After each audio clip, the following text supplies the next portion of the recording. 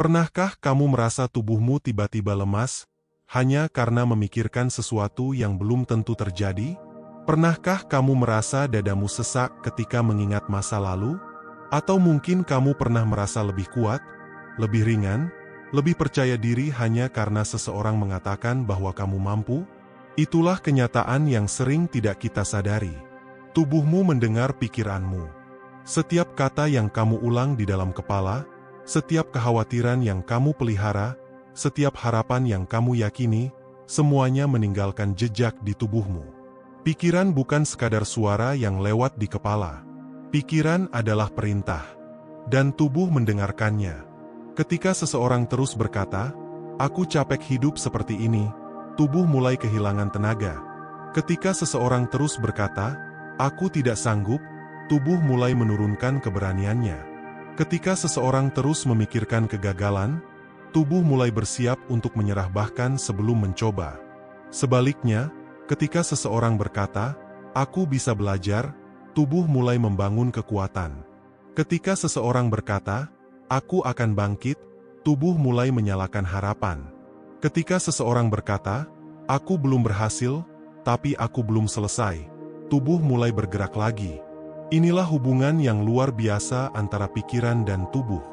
Apa yang kamu pikirkan terus-menerus akan menjadi bahasa yang dipahami tubuhmu setiap hari. Dan masalahnya, banyak orang berbicara kasar kepada dirinya sendiri. Banyak orang memaafkan orang lain, tetapi menyiksa dirinya sendiri lewat pikirannya. Mereka berkata, "Aku bodoh. Aku gagal. Hidupku berantakan. Aku tidak akan pernah berubah." Dan kalimat-kalimat itu tidak berhenti sebagai kata. Tubuh mendengarnya. Tubuh menyimpannya. Tubuh meresponsnya. Itulah sebabnya seseorang bisa terlihat sehat dari luar, tetapi sebenarnya lelah dari dalam. Karena tubuhnya terus menerima sinyal negatif dari pikirannya sendiri. Kita hidup di zaman ketika banyak orang menjaga penampilan tubuhnya, tetapi lupa menjaga isi pikirannya. Mereka olahraga, membeli vitamin, menjaga pola makan, tetapi setiap hari pikirannya dipenuhi kecemasan, kebencian, iri hati, ketakutan, dan rasa tidak cukup. Padahal tubuh tidak hanya membutuhkan makanan. Tubuh juga membutuhkan ketenangan. Tubuh membutuhkan harapan. Tubuh membutuhkan kata-kata baik. Tubuh membutuhkan alasan untuk terus bertahan. Coba perhatikan. Saat kamu stres berat, tidurmu terganggu. Saat kamu terlalu cemas, perutmu ikut sakit. Saat kamu sedih berkepanjangan, tubuhmu terasa berat. Saat kamu marah terus-menerus, energimu terkuras. Tubuhmu mendengar semuanya. Dan seringkali, tubuh sedang mencoba menyampaikan sesuatu yang diabaikan oleh pikiran. Kadang tubuh lelah bukan karena terlalu banyak bekerja, tetapi karena terlalu banyak memikirkan hal yang tidak bisa dikendalikan.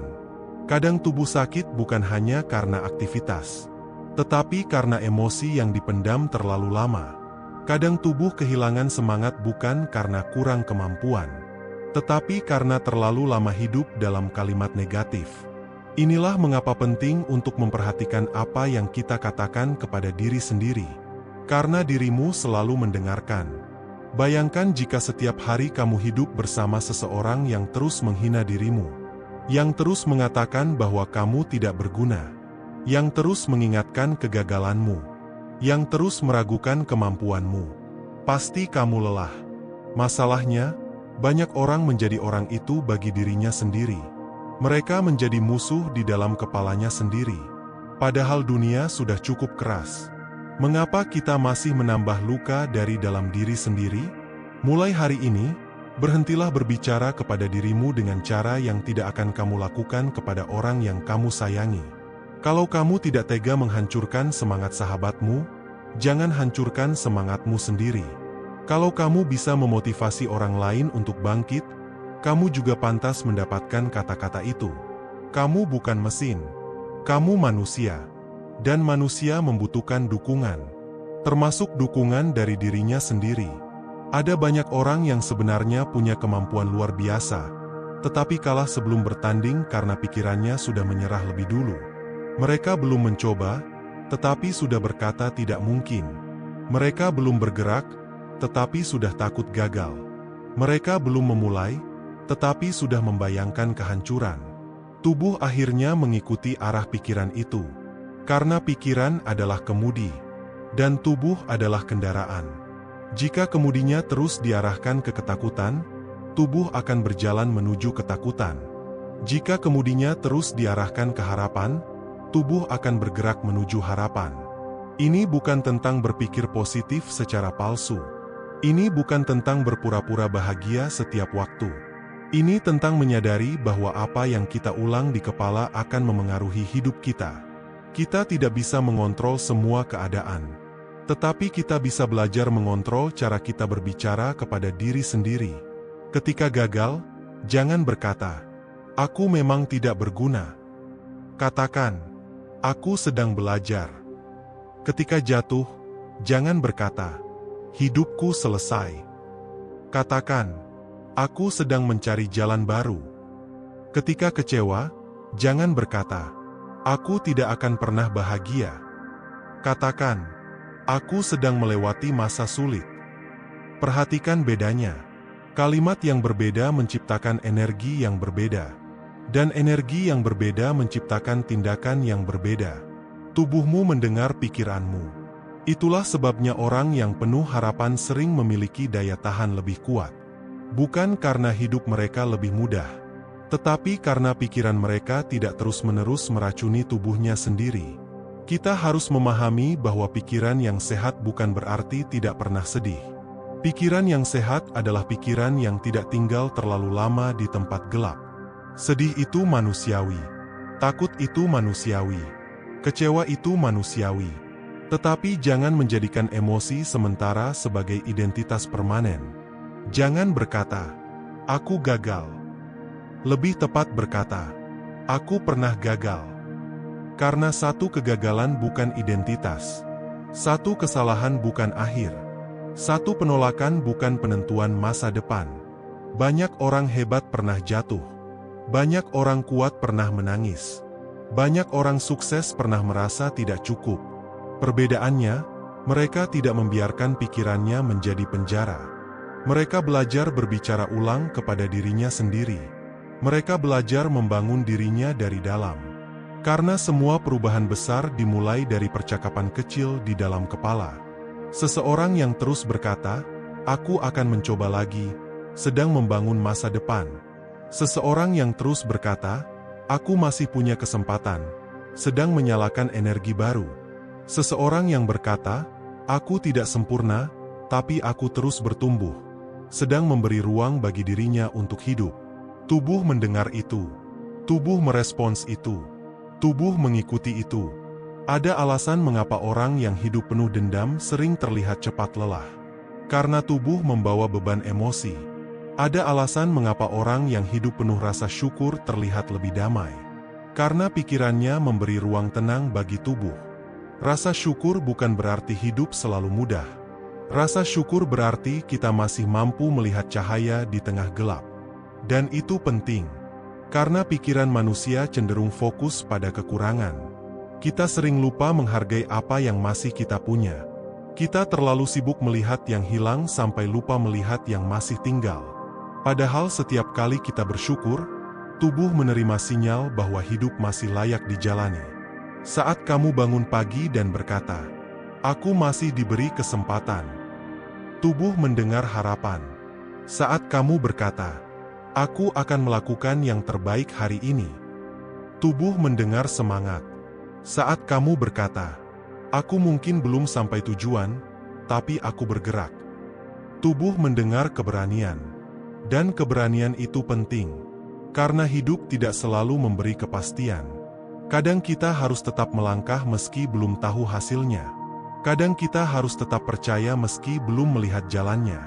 Kadang kita harus tetap berdiri meski kaki gemetar. Dan semua itu dimulai dari apa yang kita tanam di dalam pikiran. Orang yang terus berkata bahwa hidupnya tidak punya harapan akan kehilangan energi untuk mencoba.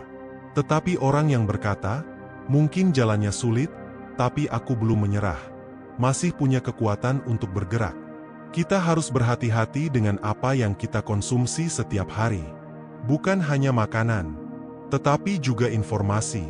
Karena apa yang kita lihat, kita dengar, dan kita pikirkan terus-menerus akan memengaruhi kondisi mental kita. Jika setiap hari kamu dipenuhi konten yang membuatmu merasa tidak cukup, kamu akan mulai membenci dirimu sendiri. Jika setiap hari kamu hanya fokus pada kehidupan orang lain, kamu akan lupa membangun hidupmu sendiri. Jika setiap hari kamu memberi makan pikiranmu dengan ketakutan, tubuhmu akan hidup dalam mode bertahan. Itulah mengapa penting memilih lingkungan. Penting memilih percakapan. Penting memilih apa yang kita izinkan tinggal di kepala. Tidak semua hal layak disimpan di pikiran. Tidak semua ucapan orang harus dipercaya. Tidak semua kritik harus menjadi identitas. Kadang orang meremehkanmu karena mereka tidak memahami prosesmu.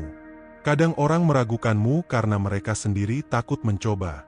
Kadang orang mengatakan kamu tidak mampu hanya karena mereka tidak pernah melihat potensimu. Jangan jadikan suara orang lain lebih keras daripada keyakinanmu sendiri. Karena tubuhmu lebih sering mendengar isi kepalamu daripada suara dunia. Kalau isi kepalamu penuh keyakinan, tubuhmu akan lebih kuat menghadapi tekanan. Kalau isi kepalamu penuh penghinaan terhadap diri sendiri, tubuhmu akan mudah runtuh. Belajarlah memaafkan dirimu. Banyak orang tidak maju bukan karena kurang kemampuan, tetapi karena terus menghukum dirinya atas masa lalu. Mereka tidak memberi kesempatan dirinya bertumbuh. Mereka terus mengingat kesalahan lama. Mereka terus berkata, "Seharusnya dulu aku tidak begitu. Seandainya dulu aku lebih baik." Dan akhirnya mereka hidup di masa lalu. Padahal tubuh hidup di masa sekarang. Tubuh membutuhkan alasan untuk terus melangkah hari ini. Kamu tidak bisa mengubah masa lalu, tetapi kamu bisa mengubah cara memandang dirimu hari ini. Kesalahan bukan tanda bahwa hidupmu selesai.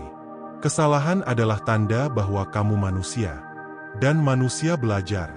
Tidak ada orang hebat yang tumbuh tanpa kesalahan. Tidak ada orang kuat yang terbentuk tanpa luka. Tidak ada pribadi matang yang lahir tanpa proses. Maka jangan malu dengan perjalananmu. Luka yang berhasil dilewati seringkali menjadi sumber kekuatan. Air mata yang berhasil ditahan seringkali menjadi sumber kedewasaan. Dan masa sulit yang berhasil dijalani seringkali menjadi alasan mengapa seseorang menjadi lebih bijaksana. Tubuhmu mendengar pikiranmu. Jadi berhentilah mengatakan bahwa dirimu hancur. Mungkin kamu hanya lelah. Berhentilah mengatakan bahwa hidupmu gagal. Mungkin kamu hanya sedang terlambat. Berhentilah mengatakan bahwa kamu tidak berguna. Mungkin kamu hanya belum menemukan tempat yang tepat. Tidak semua bunga mekar di waktu yang sama. Tidak semua perjalanan berhasil secepat yang kita inginkan. Ada orang yang berhasil di usia muda. Ada yang berhasil setelah berkali-kali jatuh. Ada yang baru menemukan jalannya setelah kehilangan banyak hal. Setiap orang punya waktunya. Jangan membandingkan prosesmu dengan orang lain. Karena tubuhmu akan lelah jika hidup terus dipenuhi perlombaan yang tidak perlu. Fokuslah bertumbuh.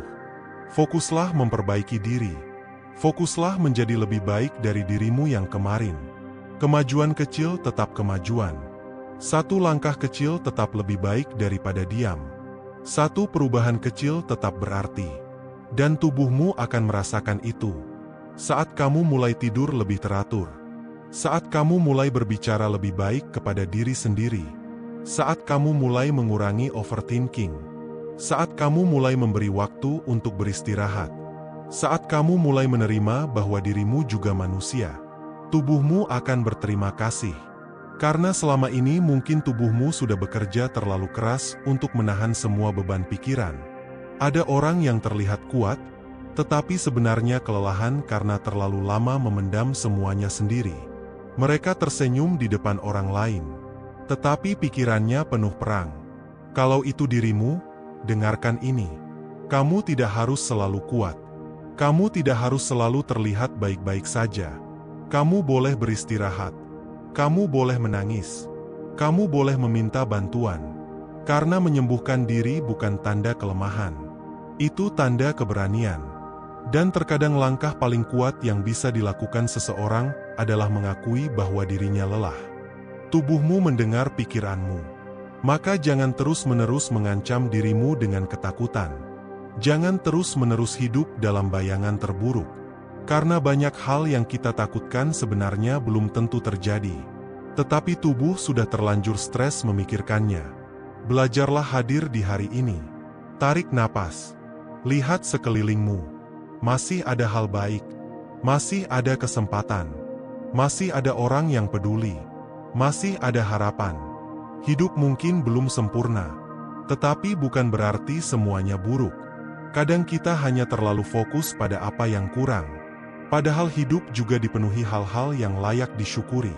Dan ketika pikiran mulai tenang, tubuh ikut tenang. Ketika pikiran mulai menerima, tubuh ikut ringan.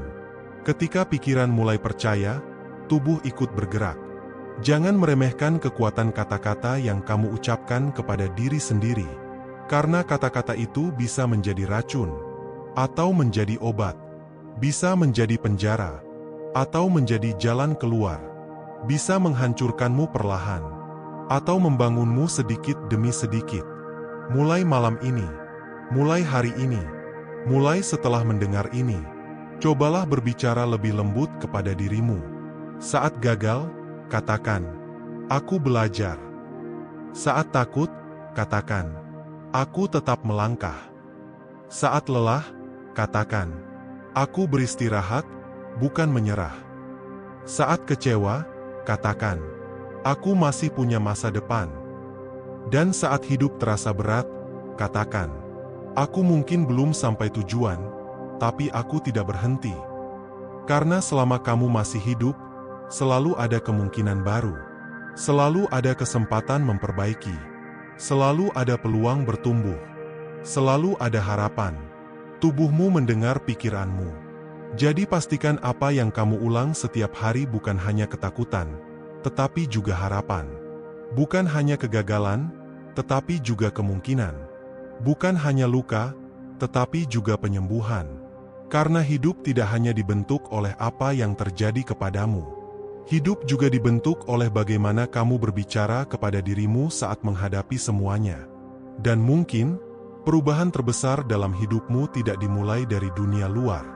Mungkin perubahan itu dimulai dari satu kalimat sederhana di dalam kepala. "Aku pantas untuk bangkit lagi."